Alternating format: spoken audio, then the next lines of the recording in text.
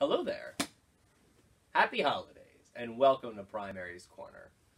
As always, I am your host, Personatus Vol, primary and founder of the Outer Rim Praxeum. Today, we are going to continue going over our classes with the Jedi Consular and the Sith Warrior, and we're going to go over Form 3, Soresu. Now, the Jedi Consular is basically the wizard of the Jedi. In RPG terms, they're a utility wizard, a utility caster. In single combat, the Consular tends to want to draw out the duel. They'll use their forms in self-defense while they try to use diplomacy to convince their opponent to lay down their arms and leave in peace. However, if the opponent refuses enough, the Consular will strike them down. In group combat, the Jedi Consular will tend to hang back and use their force powers to defend their allies against hostile force powers. And they will use their offensive force powers to eliminate opposing duelists. The Jedi Consular uses a green lightsaber and may choose two forms from Soresu, Ataru, and Nimin. The Sith Warrior, on the other hand, is another story. They are the Blood Knights of the Sith. They enjoy the fight more than victory itself. In single combat, the Sith Warrior will toy with their opponent, use their weakest forms, use weird form combinations, just to show their opponent just how dominant they are over them, how much more skilled they are that even their weakest forms will override their opponents. In group combat, the Sith Warrior doesn't care about what his allies do, and he will find the strongest opponents and fight them either to beat them or just to have fun. It's really up to him. Like all Sith, the Sith Warrior uses a red lightsaber, and they may choose 6 forms, from Makashi's 1 through 6, Djemso, Juyo, and Nimin. Now moving on to Form 3 Soresu, or the Way of the Mynog.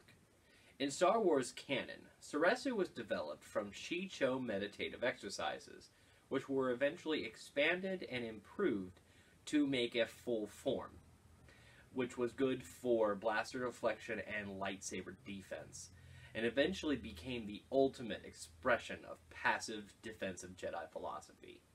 And because of this, we classify Soresu as a Jedi form. Soresu has 2 stances. The first is the classic Obi-Wan stance, seen here. The second has both hands on the hilt, with the tip of the blade pointing straight down. Both of these stances are used in combat. In the first stance, one swings the blade around and out, striking from out to in.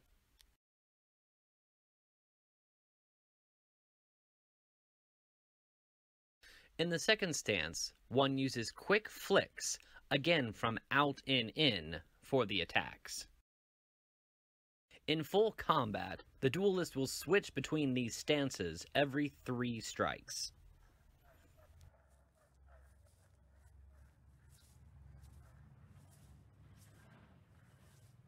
On defense, Soresu uses the second stance exclusively, moving at the waist as opposed to using the arms.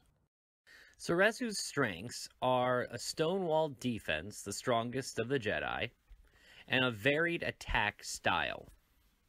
Soresu's weaknesses are the offense is slow, and it's usually easy to read. The canonical master of Soresu is Jedi Master and Council Member Obi-Wan Kenobi. Well, that wraps it up for Episode 5, and thank you so much for watching. Please feel free to like, share, and subscribe, and please tune in next week where we will go over Form 4 Ataru and finish off our classes with the Jedi Sentinel and the Sith Marauder. Once again, I am your host, Personatus Vol, and I will leave you with the House Vol family motto, Semper Novandi, always innovating.